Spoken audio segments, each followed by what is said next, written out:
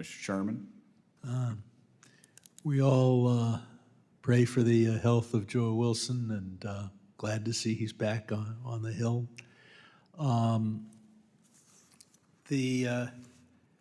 We've heard it declared for 5 or 10 years, pounding the table. America says Iran will not be allowed to have nuclear weapons. Been around here almost as long as Mr. Abrams. And remember that over 100 times, America said with great determination, North Korea will not be allowed to have nuclear weapons. Solemn statements, even by a powerful country, are basically meaningless. With regard to oil sanctions, that means higher prices for Americans, something that I think we should be willing to deal with because our security comes first. But it works only if countries around the world will acquiesce. We don't import any Iranian oil. Can we tell China and India not to import any oil? We were able to do that by threatening to cut off all countries with transactions involving the U.S. dollar. Back just a decade or so ago, the U.S. dollar was absolutely formidable in international transactions. Today, the crypto bros declare they are trying to destroy that power of America.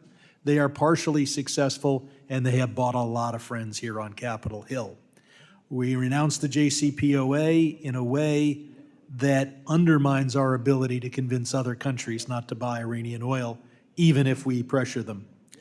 The Houthi have not just cut off trade to Europe. Food from Russia and Ukraine needs to get to the poorest countries that border the Indian Ocean. Many people are living on 2 meals a day instead of 3 because of what the Houthi have done. The number of deaths that will cause will never be reported, but people living on 2 meals a day die more than those who live on 3 meals a day. These deaths will probably exceed the number who die in Gaza, and blood stains the hands of Houthi supporters around the world, just as the hands of Hezbollah supporters are stained by the over 250 Americans Hezbollah has killed since 1983. Some have asserted Biden has not punished Hamas and Hezbollah.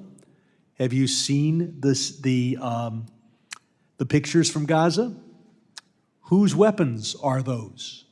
We provided $14.1 billion to Israel, and Israel is doing a pretty good job of punishing Hamas and Hezbollah. The best way not to have a nuclear Iran is not to have an Islamic Republic in Iran. We need to see democracy. Some of the witnesses have said that. The question is, how do we get there? I won't ask for a public question on this because it should be done secretly, but we should be funding every major dissident group everywhere inside and outside Iran that's dedicated to a democratic, non-nuclear Iran. The future of the world may depend upon it, and if we're spending money, we're not spending near enough. We need to provide free internet and use all of our technology to make sure that the great internet wall of China does not extend around Iran. But I want to shift to another issue, and that is it said, well, what about the Saudi nuclear program? Ben Salman says he wants the same deal as Iran. Of course, he doesn't. He doesn't want American sanctions and hatred. He just wants the same nuclear program. Now, just because the Saudis are not Shiites does not make them Zionists, but what really concerns me is all the great hardware that we shipped to the Shah was soon in the hands of the Islamic Republic. Mr. Abrams, is Saudi Arabia becoming a nuclear power in the interests of the United States? Saudi Arabia becoming a nuclear weapons state Yes. Certainly not in the interests of the United States.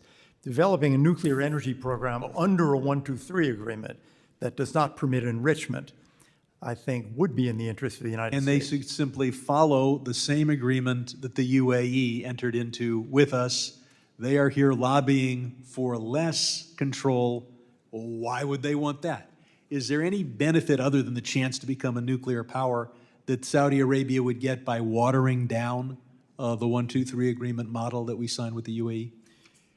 Well, there's a problem, which is that we are permitting Iran to enrich uranium. We did that under the JCPOA, and the Saudis then ask, well, if your enemies can do it, how come your friends can't do it? Well, our enemies get to be our enemies, and we do many bad things to the Iranian government, and we should be doing a lot more. And any funding we provide to dissident groups ought to be done covertly. And I'll point out, if you want to know the weakness of Iran, look at what their government does.